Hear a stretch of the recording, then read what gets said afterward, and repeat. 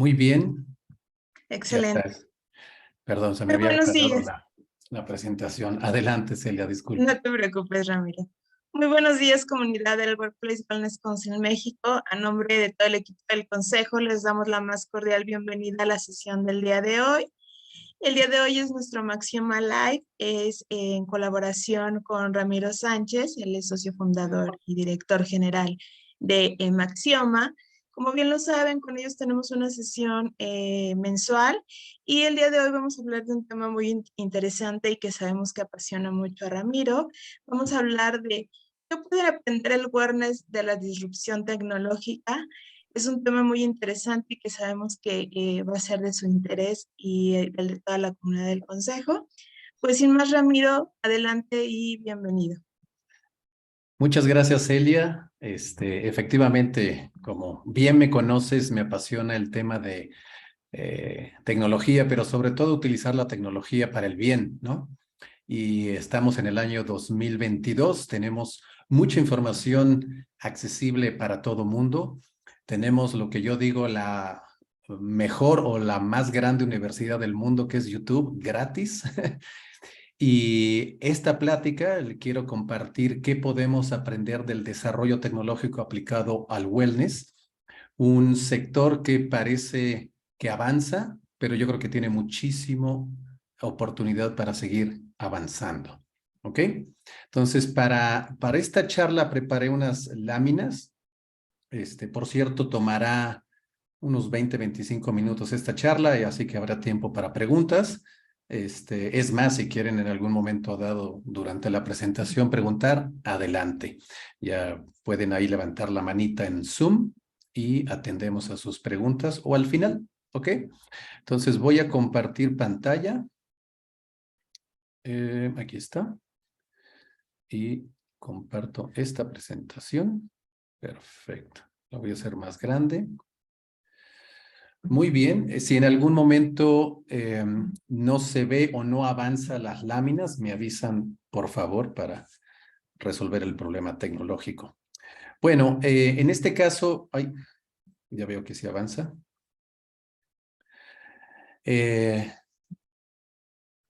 Estamos contemplando, digamos, como dije antes, el tema del desarrollo o transformación digital, la disrupción también de muchos mercados a partir de herramientas tecnológicas, para ver qué es lo que hacen ahí, cuáles son los elementos, herramientas, procesos, qué tipo de capacidades, habilidades se encuentran en ese mercado, por qué avanza tan rápido y parece que otros sectores, mercados como el wellness no lo hace de la misma manera. Yo pienso que si agarramos todo lo que sabemos acerca del bienestar, del wellness, y aplicamos este tipo de procesos de innovación, vamos a tener un progreso sustentable a nivel individual, equipo de trabajo, inclusive país, ¿no? Y voy a empezar con esta cita de Tony Robbins. Los buenos tiempos crean personas débiles. Las personas débiles crean malos tiempos. Los malos tiempos crean personas fuertes y las personas fuertes crean grandes tiempos. Creo que Tony Robbins no se sacó de la manga esto y en una entrevista mencionó este libro que se llama The Fourth Turning o el cuarto ciclo, escrito por William Strauss y Neil House. Y para resumirlo, el libro explica, es un libro bastante amplio, un poco pesado, de hecho, en la lectura, pero sumamente interesante por lo que explica nuestro proceso de pensamiento que se ve afectado, obviamente, por la forma en que fuimos criados generacionalmente. Y para ver estas generaciones, pues hay que poner esto en perspectiva de tiempo, ¿no? ¿Qué ha ocurrido a través del tiempo? ¿Qué ha pasado en nuestro entorno? ¿Esto cómo impacta nuestra manera de pensar? Y nuestra manera de pensar obviamente influye en nuestro comportamiento. De alguna manera, muchos historiadores dicen la historia se repite, es cierto, pero hay que también ver el contexto, cada cuánto se repite y por qué. Y de tal manera creo que nosotros podemos entonces predecir un poco el futuro, ¿no? ¿Qué puede pasar observando estos ciclos? Y hablando de generaciones, el libro tiene una tablita pero fue escrito antes de la pandemia, por eso utilizo esta otra, acerca de las generaciones que más o menos se ubican en rangos de tiempo de 20 a 25 años. Y como podemos ver aquí, en los últimos, que son un poco más de 100 años, ha ocurrido grandes crisis, grandes cambios en nuestra sociedad, en nuestro entorno, en nuestro contexto, que impacta la manera de comportarnos. Por ejemplo, si pudiésemos hablar con una persona que nació en la generación grandiosa 1901 a 1927, todavía hay varios vivos, y si les preguntamos a ellos y a ellas acerca del tema de bienestar, pues seguramente no habrá respuesta, no había esa idea, y creo que yo sí lo he hecho, y he escuchado también entrevistas a personas con esa edad. La perspectiva, ¿no?, de su vida era muy diferente, ¿no? Era quizá más práctica en el sentido que hay que trabajar, sobrevivir, ¿no? Y comer lo que se tenía, ¿no? Sobre todo a través de las crisis que sufrieron, en ese caso la Primera Guerra Mundial. Entonces, estas ideas de bienestar obviamente son un poco más recientes y habría que ver, y vamos a ver un poco a detalle, qué está ocurriendo con la generación X, los millennials y los nuevos centennials, acerca de cómo se relacionan con nuestro contexto y cómo, obviamente, cómo han sido criados, ¿no? Aquí hay una tabla, esta es una tabla bastante extensa, donde tomamos desde la generación silenciosa, 1928 al 45, hasta los millennials, no estamos poniendo aquí los centennials.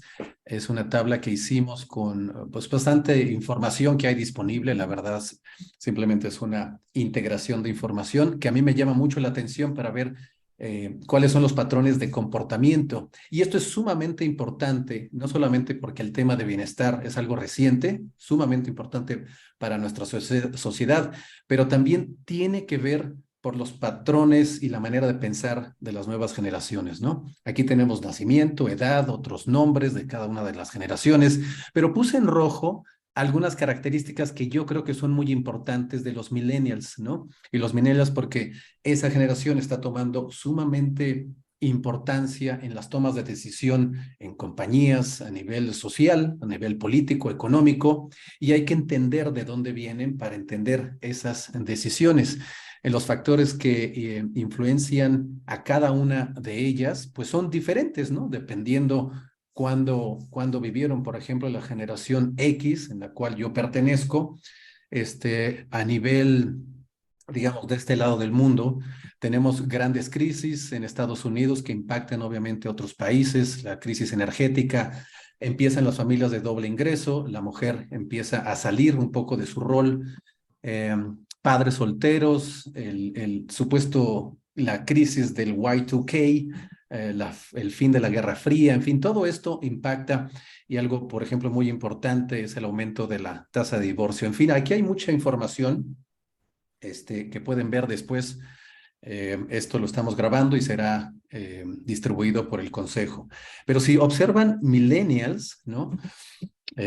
Fíjense qué difícil, qué distinto hay, ¿no? Uno de los factores más importantes son los medios digitales. Si ven cualquiera de las generaciones anteriores, no hay nada en ese sentido, y los factores que influencian a cada una de ellas son más bien guerras y crisis económicas y sociales y políticas. Acá no, ¿no? Tenemos los medios digitales como el mayor factor que impactan el comportamiento y la manera de ¿Qué pensar pasó, de esta Santi? generación. Ay, hola, hola. ¿Qué pasó? Ya, gracias. Listo. Luego tenemos muchos de ellos, es una generación que crecen como hijos de padres divorciados, ¿no? Tienen un impulso, un deseo, como dice ahí, de cambiar el mal o cambiar el mundo, tener un impacto en el mundo, y crecen protegidos o muy protegidos, más protegidos que cualquier otra generación, mientras sus padres están pues luchando y tratando de ganar dinero, ¿no? Para protegerlos. Es una forma de crecer muy, muy particular, a diferencia de las generaciones anteriores. Entonces, hay valores muy distintos, ¿no? Que voy a pasar en la siguiente lámina. valores muy distintos que yo le puse aquí patrones de comportamiento o valores. En las generaciones anteriores, obviamente, su patrón de comportamiento y valor está en relación a las crisis que ocurren, pero en los millennials crecen en una época de boom económico, ¿no? Todo se puede. Y entonces, por ejemplo, no les gusta tener pertenencias, les gusta más el uso de información, hacen una transacción acerca de su información por servicios que necesitan. Piensen en Uber, Airbnb, cualquier cosa que antes se poseía, ya no. Servicios digitales, ¿no? Antes teníamos en nuestra laptop mucha información, ahora todo está en la nube. Y el chiste de acceder a toda esa información es dando información de ellos. Nuestra generación, a veces como que tenemos un poco de miedo en usar esos tipos de servicios, pero ellos se sienten totalmente cómodos con esa transacción. Hay una confianza muchísimo mayor, obviamente. Hay más diversidad o están acostumbrados a la diversidad, altamente tolerantes, eso es cierto. Muy competitivos, ¿no? Educados, tequis, ¿no? Muy hábiles con la parte tecnológica y extremadamente espirituales, ¿no? Como pueden ver ahí, esos valores y patrones de comportamiento son muy distintos a los anteriores. Entonces, hay que entender eso para saber por qué el bienestar tiene este sentido, está cobrando este sentido de importancia, pero no obstante no avanza. Y ahorita vamos a ver, creo yo, por qué no avanza.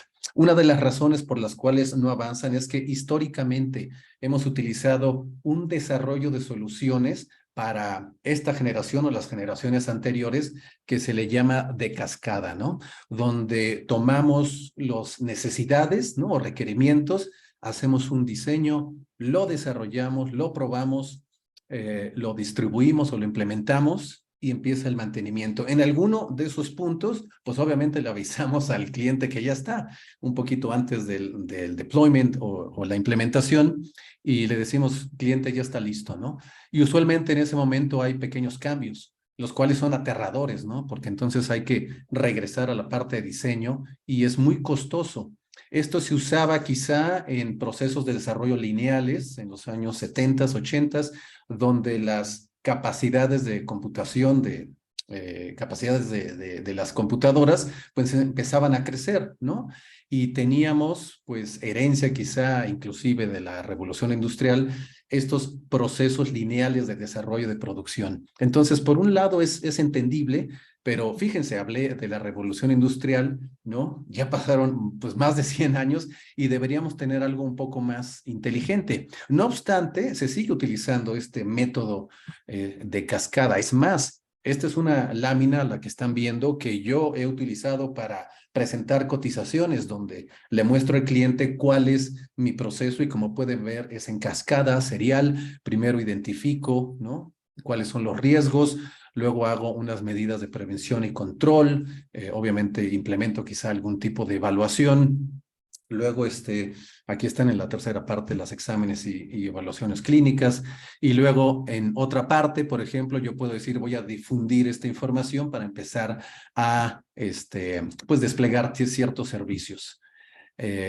Si se acuerdan, y seguramente se acuerdan de la NOM 035, esta normatividad aquí en nuestro país, en México, pues nos enfrenta a hacer algo muy similar, ¿no? En el sentido que identificamos riesgos, mapeamos dónde están las fuentes de esos riesgos, empezamos a hacer un diseño de las soluciones para disminuir esos riesgos de estrés relacionados obviamente al trabajo.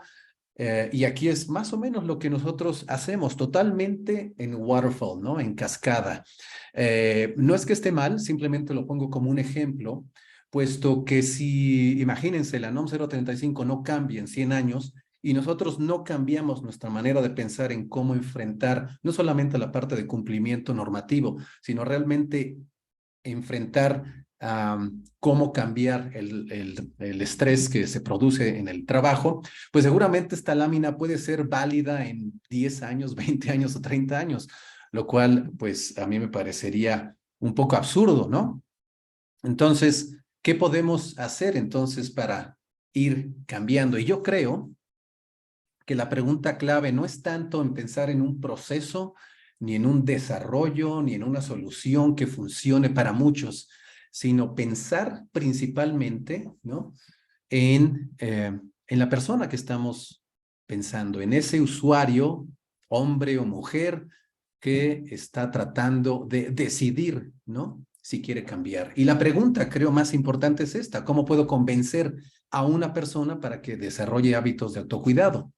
De hecho, esto es lo que los que trabajamos en este sector, es lo que nos atrae, ¿no?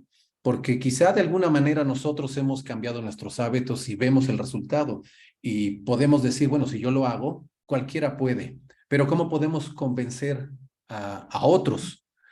La mayoría de las soluciones que hemos visto y sobre todo desarrollo en los últimos, que serán 5 a 10 años, están pensados en procesos y han sido diseñados en este tipo de proceso de cascada, de tal manera que cuando se desarrollan y cuando se aplican, esperamos una participación enorme, ¿no? Ese es el deseo, pero en realidad, ¿no? En una organización, en el mejor de los casos, ¿qué será? Un 20-25% de participación, ¿no?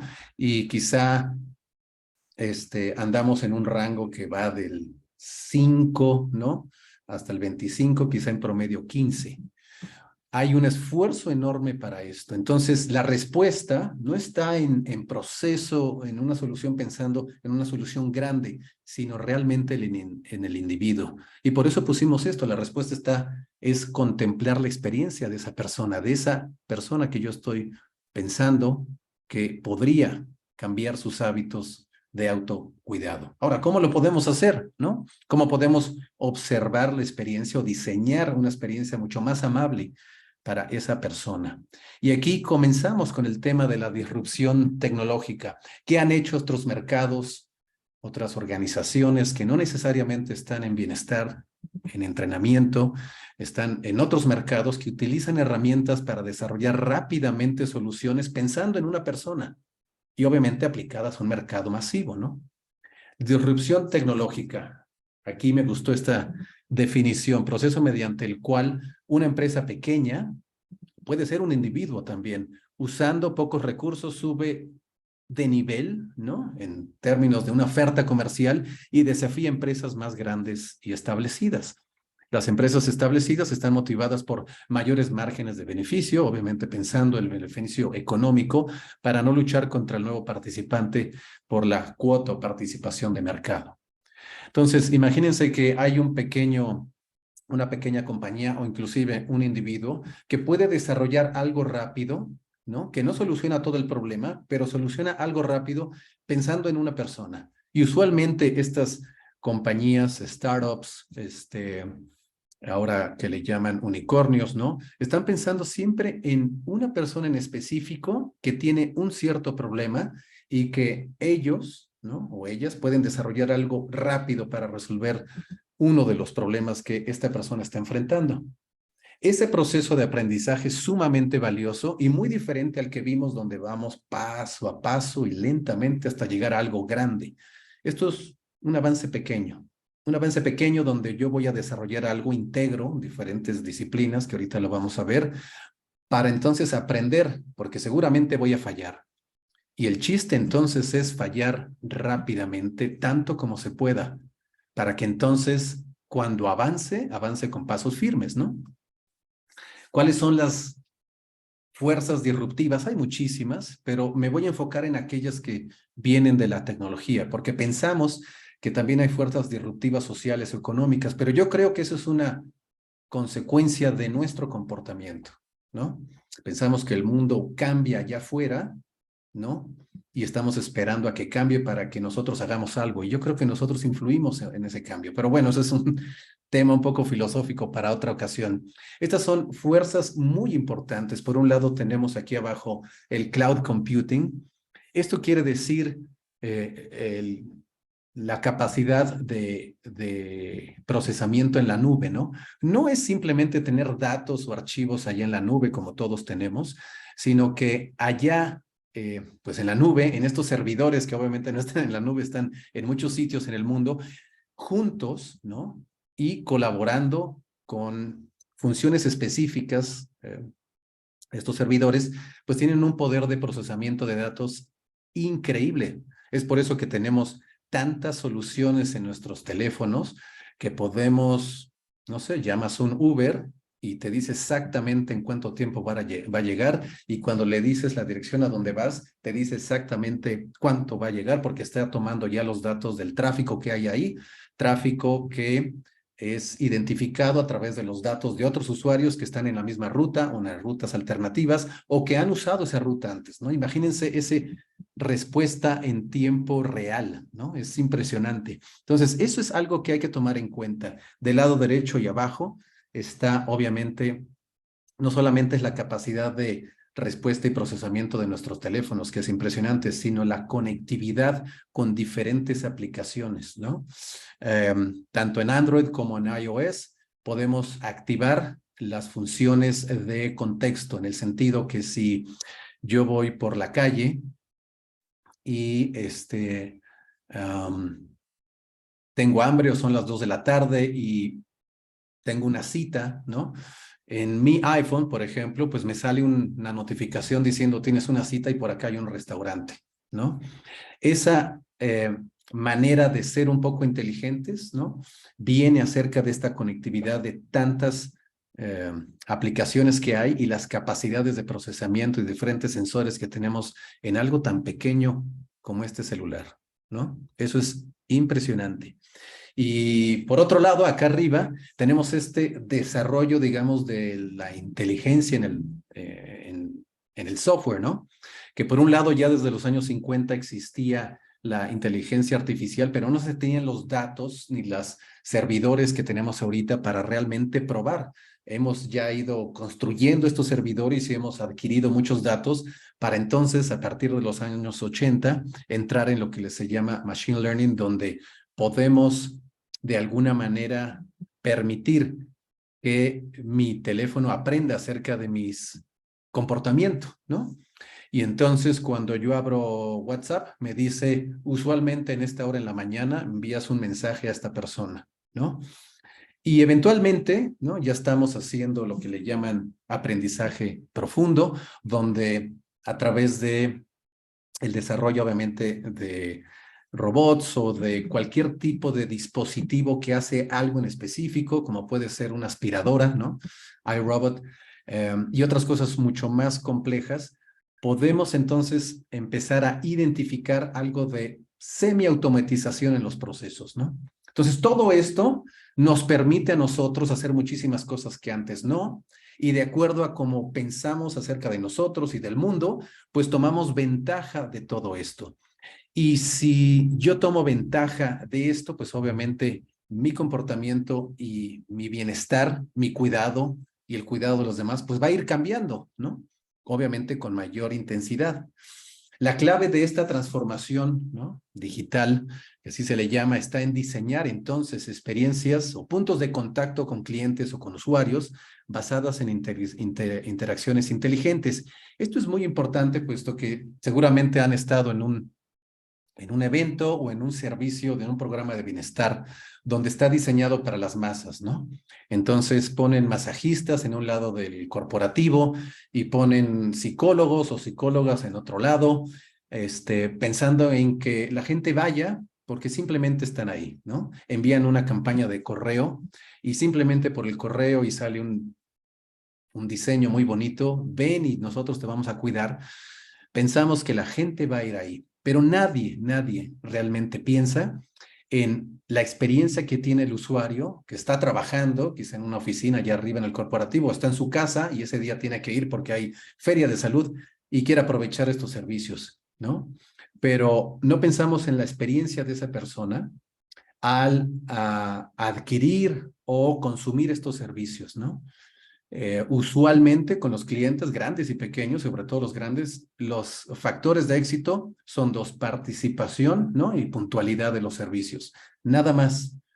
Después hay algunas evaluaciones en relación a qué les pareció, ¿no?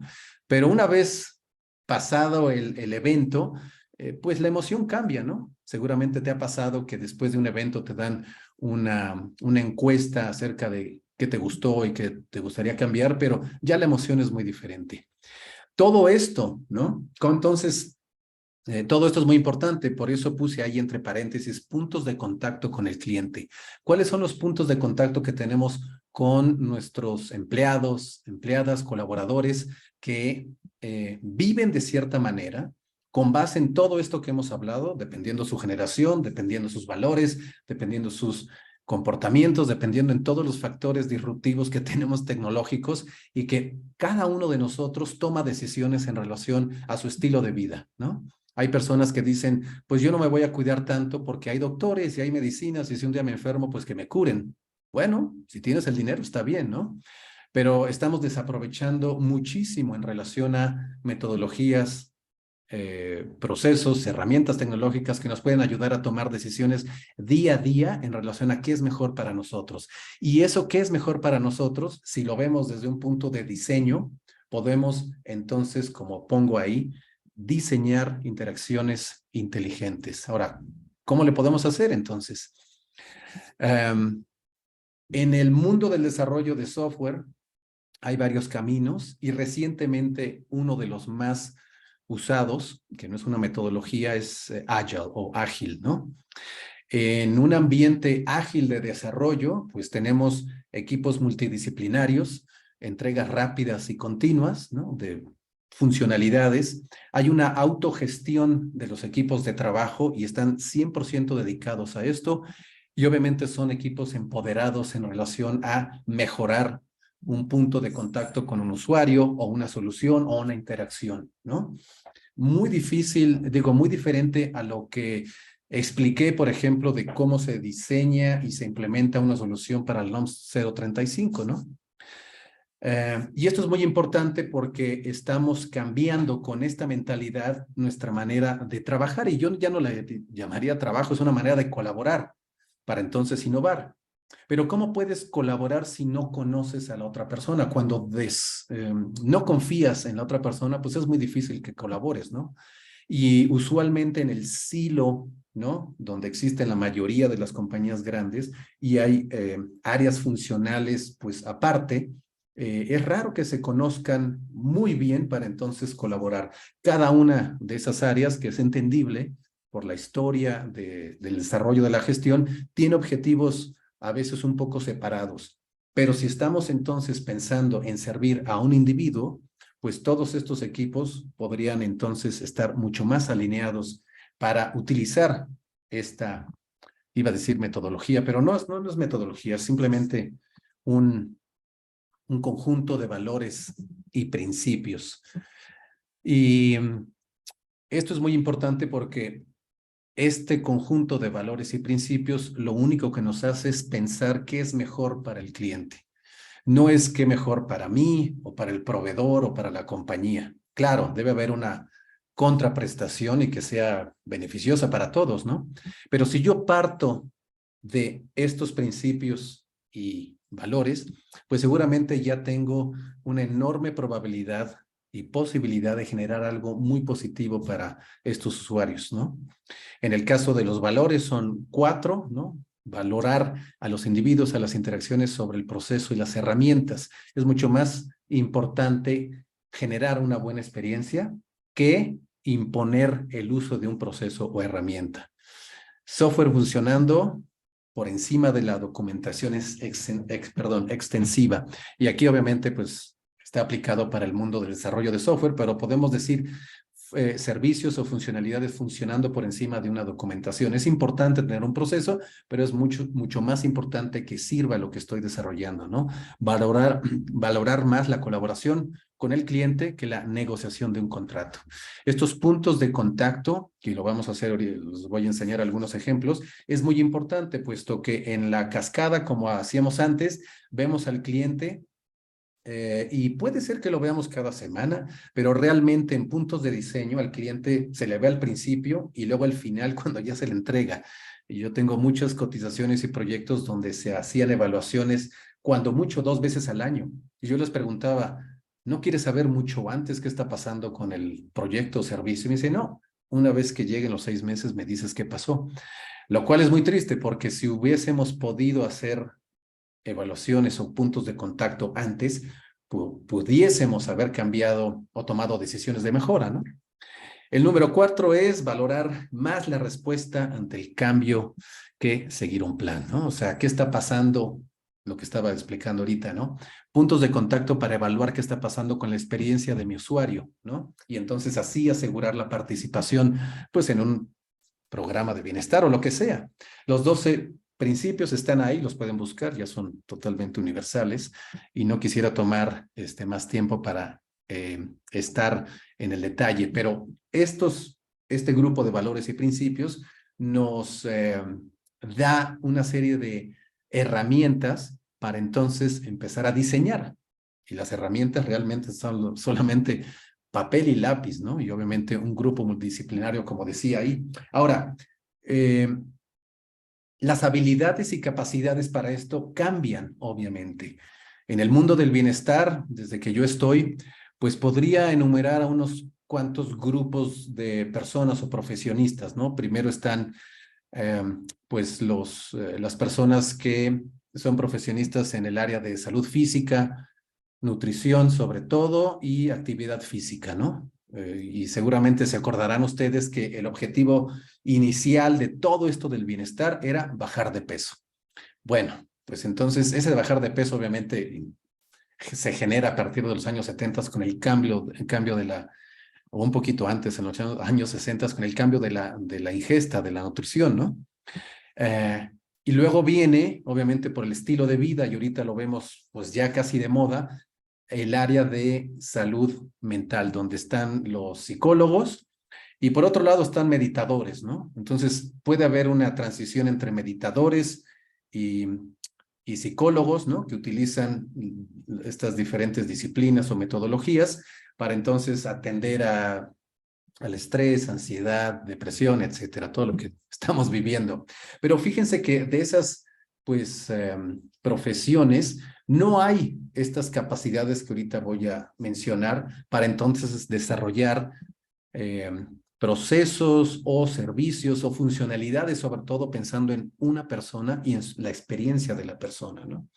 Habilidades y capacidades son cosas diferentes, pero muy importantes en el proceso del desarrollo de soluciones. Habilidades, talento, conocimiento y o experiencia necesarios para realizar una tarea o trabajo. Aquí está pensando desde el punto de vista individual, ¿no? Yo tengo una serie de habilidades, aquellas cosas que creo que hago bien o que otras personas me dicen que hago bien. Las capacidades es una ya combinación de conocimientos, habilidades, herramientas, procesos y comportamientos que definen lo que hace una empresa entonces para cumplir con la estrategia comercial y satisfacer a los clientes o partes interesadas. Entonces, de acuerdo a las habilidades que tienen los individuos en un grupo de trabajo, en una compañía, esa compañía entonces tiene unas ciertas capacidades para poder atender los retos que esta empresa enfrenta, ¿no? Entonces, eso es muy importante, puesto que si yo pienso en el viaje de experiencia de un cliente a través de un año, desde el punto de vista del desarrollo de habilidades de autocuidado, ¿no? Si no lo pienso así, voy a ver simplemente una gran área de oportunidad que se llama compañía X, donde quieren llegar a ciertos objetivos de mejora de salud, que pueden ser biométricos o físicos, ¿no? Pero no pienso en esta persona, como ya lo he dicho varias veces, acerca de su experiencia, que es levantarse, desayunar, no sé si haga ejercicio, agarrar su auto o transporte público, llegar a la oficina o trabaja en casa. ¿Qué es lo que siente y piensa? ¿Qué es lo que yo puedo hacer? Y creo que para entonces tener una visión un poco más holística, más 360, necesitamos diferentes habilidades. Aquí puse unas que creo que son muy importantes: la habilidad de resolución de problemas, análisis e identificación de patrones. Esto es desde el punto de vista numérico y no numérico también, ¿no? El comportamiento de las personas es muy importante identificar qué es lo que hacen, por qué comen lo que comen o no comen lo que comen, ¿no? Desarrollo de contenido, en contenido que sea realmente interesante y no para llenar una página de red social. Y las capacidades un poco diferentes, ¿no? Si yo tengo varias personas educadas, entrenadas desde el punto de vista de diseño, de pensamiento, pues entonces tengo la capacidad de design thinking, muy importante en estos momentos y en los contextos que vivimos para desarrollar soluciones. Viaje del éxito del cliente, es lo que le decía. ¿Qué va a pasar con mi cliente a través de un año o a través de la relación que yo voy a tener con él o ella? Que puede ser un mes, 3 meses, 6 meses, un año, 10 años, no sé. Todo ese ciclo, ¿no? Lo tengo que tener muy bien mapeado para entonces saber cómo yo puedo aportar valor a su vida.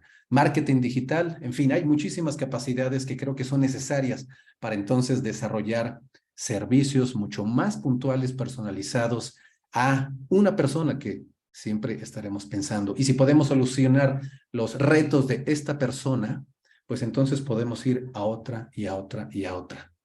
No estoy diciendo que debamos ir solucionando las personas de cada individuo que hay en la sociedad, ¿no? Porque esos son millones, pero tenemos retos y problemas muy comunes, ¿no? Pero hay que empezar con uno. Entonces, esto es muy importante y desde el punto de vista individual, podríamos pensar cuáles son mis habilidades que tengo o que no tengo, que necesito aprender para entonces dar valor a mi empresa y generar estas capacidades que estoy mencionando.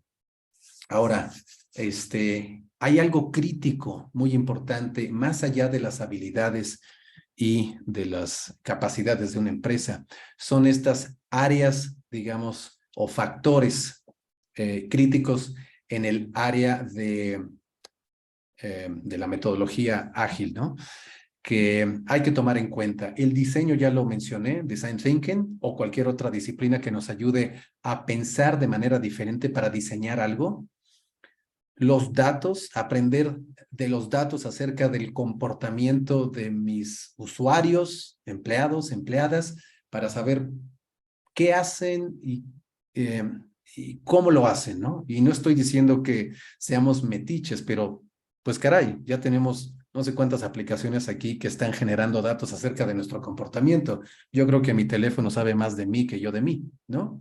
Pero es importante tomar esos datos para entonces hacer correlaciones a nivel individual y a nivel masivo, ¿no? Y ver si nuestra teoría de una persona se replica en otras, ¿no?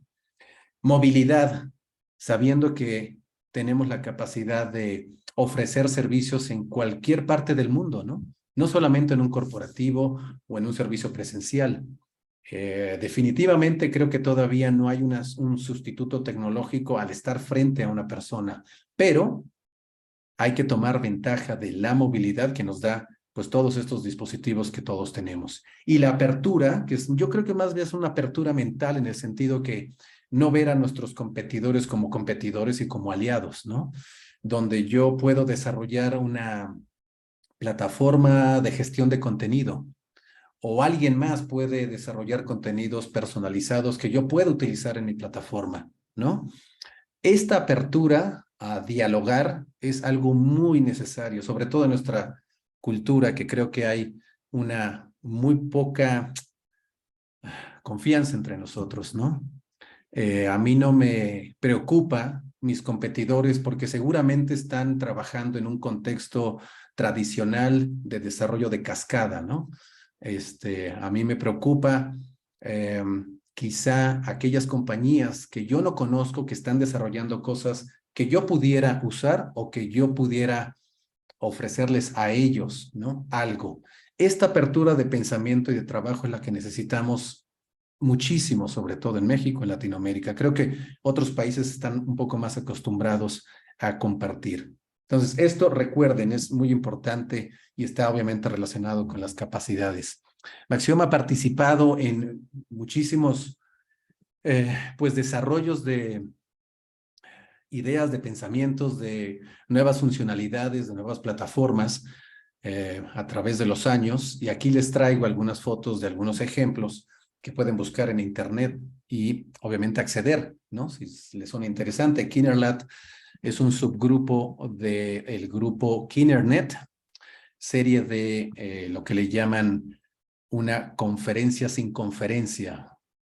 Personas multidisciplinarias, grupos de 100 personas usualmente. Hay economistas, hay investigadores, hay inversionistas, hay psicólogos, hay activistas, en fin. y nos reunimos cada año en diferentes partes de Latinoamérica para entonces compartir ideas que en ese momento generamos, ¿no? ¿Qué es lo importante para nosotros, no solamente en nuestra industria, sino en nuestra persona? Y el primer día ponemos todas estas ideas en una pizarra enorme y las personas que están interesadas nos juntamos en estos temas para entonces dialogar y de alguna manera llegar a algunas conclusiones, ¿no? Hay grupos que sí podemos hasta desarrollar algunos protocolos de funcionamiento, de funcionalidades, ¿no? Y esto es excelente. Las fotografías que ven aquí son del 2018, que esta reunión la hicimos en Oaxaca. Obviamente hay hasta desarrollo de nuevos platos con ingredientes diferentes, ¿no? Y creo que todo se vale, porque a través, por ejemplo, de la comida, de hacer un nuevo platillo con 20 personas que meten mano y quitan y ponle más jícama, sal, chilito, etcétera, salen cosas muy interesantes, no solamente del sabor, sino de cómo estamos colaborando todos. Otro fue un evento, de hecho, con colaboración del Consejo, gracias a Celi Domínguez, que está allá arriba a la derecha, esa güerita. Y esto fue ¿cuáles son los procesos de innovación que podemos tener en un equipo de trabajo? Pensando de adentro hacia afuera, ¿no?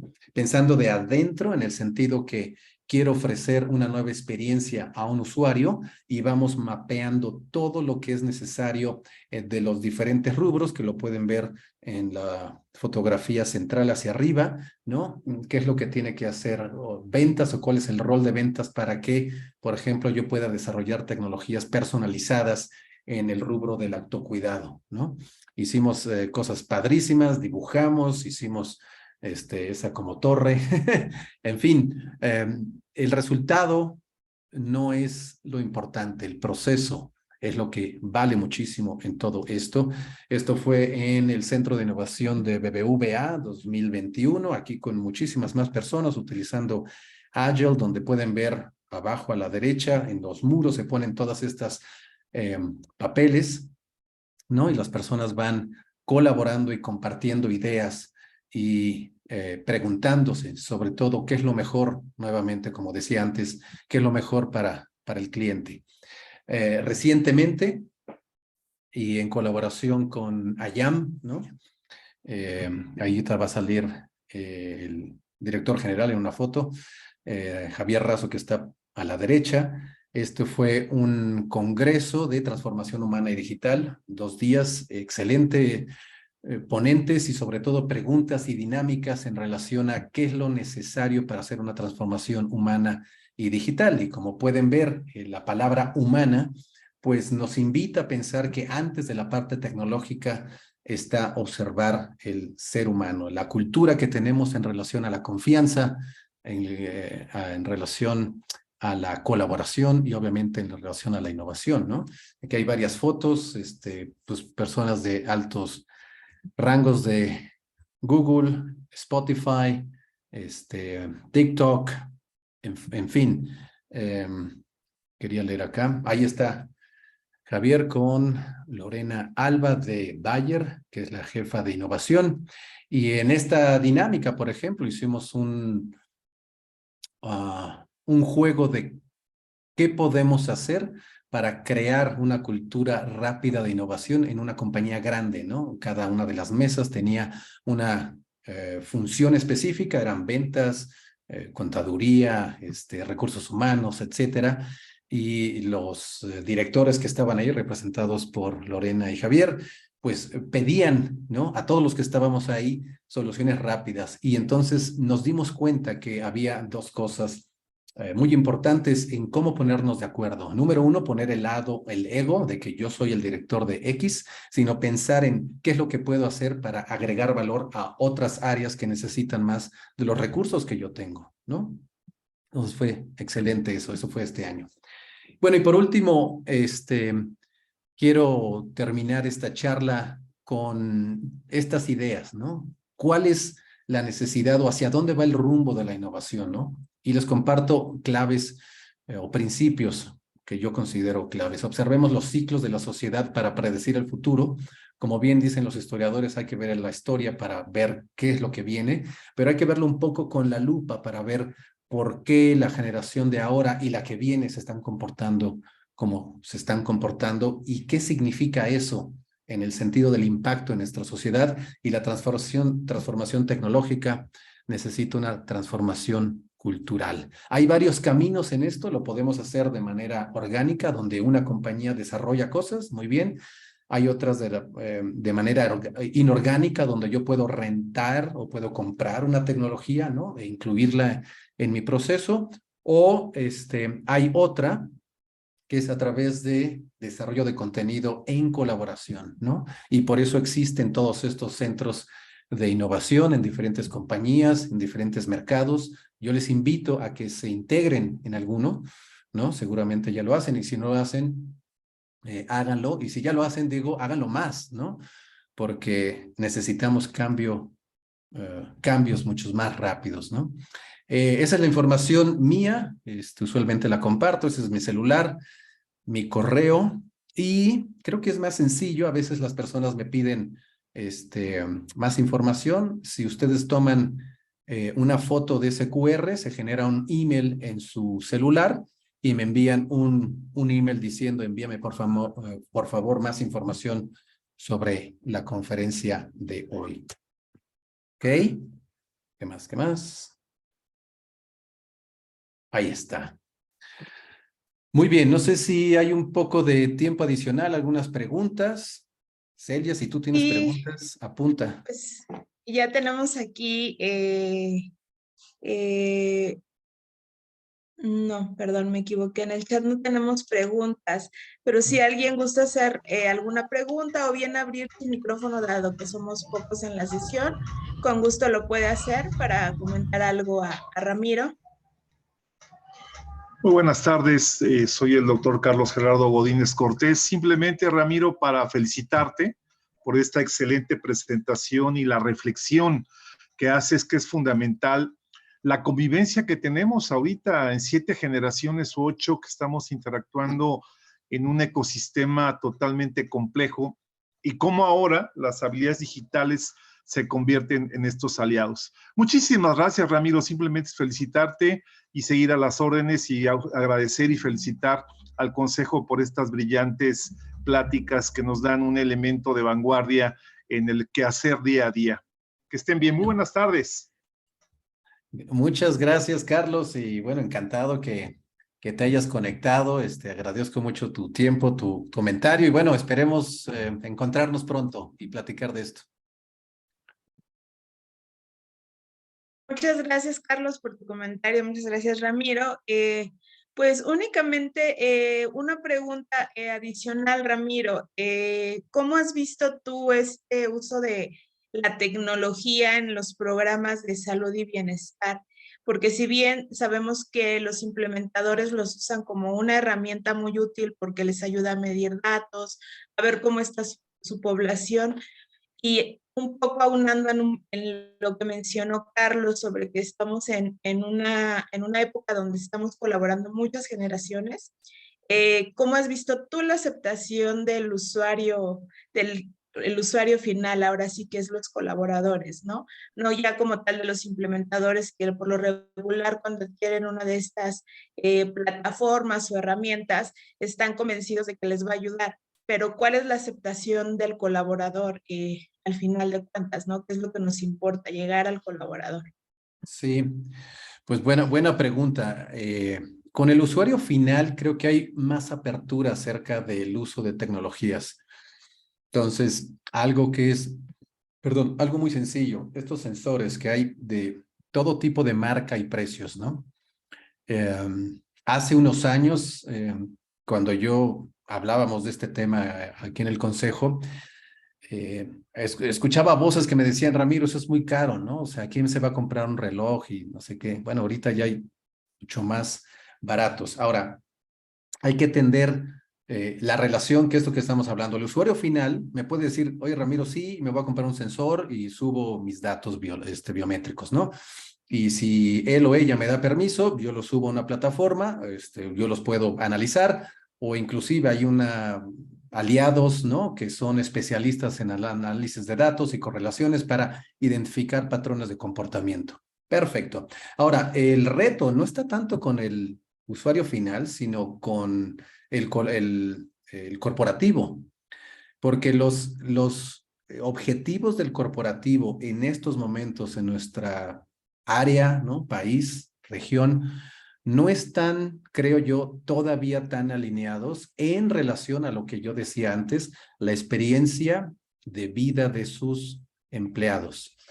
Hemos visto muchos casos y casos de éxito donde hay enormes cambios, ¿no? Y yo los aplaudo, pero yo me pregunto si esos cambios son sustentables. Y la manera de hacerlos sustentables en este momento es a través de todo esto que acabo de mencionar, importarlo de otros mercados, herramientas que no se usan todavía en el bienestar, ¿no? Entonces tenemos todavía muchísimo por hacer.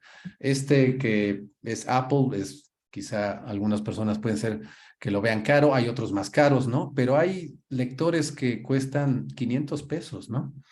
Y yo me pregunto, a ver, ¿cuánta información me da 500 pesos en un año? Muchísimo, para que entonces alguien, un proveedor, me diga si voy bien o debo cambiar algo día a día, en tiempo real, ¿no? Eso ya existe. Excelente, pues muchas gracias por tu respuesta, Ramiro. Creo que ya no tenemos preguntas aquí en el chat. De mi parte tampoco ya no tengo preguntas adicionales. Pues únicamente agradecer tu participación, comentarles que vamos a estar compartiendo hoy mismo esta grabación para los que no tuvieron oportunidad de entrar desde el inicio. Y pues también hacerles unos breves comerciales. Ya les hicimos llegar un comunicado referente al Día Mundial de la Diabetes. La Federación Mexicana de Diabetes va a tener varios talleres y cursos en torno a este tema. Ya les enviamos una liga para que puedan empezar a inscribirse, pero vamos a estar haciendo una difusión más fuerte la próxima semana, incluido en nuestros recordatorios, en nuestro calendario semanal, para que puedan inscribirse tanto colaboradores con esta condición y también profesionales de la salud. Va a haber muchos talleres en torno a este tema. Entonces, con gusto les hacemos llegar nuevamente esta información, como aquí lo solicita la doctora Betty. Sí, claro que sí. De hecho, va a salir nuevamente el día de hoy en el boletín que mandamos con el calendario. También mencionarles que vamos a tener otro evento presencial. Este evento presencial va a ser el 1 de diciembre en las instalaciones de GNP, que generosamente nos abrieron sus puertas para llevar a cabo esta sesión. Esta sesión va a ser en torno a una encuesta que realizó ADN Wellbeing referente a la salud mental de las empresas actualmente. Entonces ellos van a dar los resultados de esta encuesta que realizaron por varias empresas socias del consejo y otras empresas también que colaboran con ellos, y también les vamos a estar haciendo llegar esta invitación ya de forma más formal para que vayan reservando la fecha. Va a ser el 1 de diciembre. ¿Vale? Pues es la única información que quería compartirles por el momento. Esperen el boletín del día de hoy y pues sin más, cerramos la sesión del día de hoy. Muchas gracias, Ramiro, nuevamente. No sé si gusta cerrar con algún comentario. No, nada más agradecerte a ti, a tu equipo, y si tienen la oportunidad de ser curiosos, de picarle, de bajar una aplicación que les pueda ayudar a saber más de ustedes, pues háganlo, no va a pasar nada. Lo único que puede pasar es que aprendan más de ustedes, ¿no? Así es, muchas gracias. Gracias a Jenny Villanueva también, que está por aquí en la sesión, que nos está abriendo las puertas de GNP. Muchas gracias, Jenny, por toda tu colaboración para llevar a cabo esta sesión el próximo mes en sus instalaciones. Muchas gracias. Pues cerramos la sesión del día de hoy. Que tengan una excelente tarde, muy feliz viernes y excelente. Gracias. Linda tarde. Cuídense mucho. Hasta luego. Hasta Hasta luego. luego.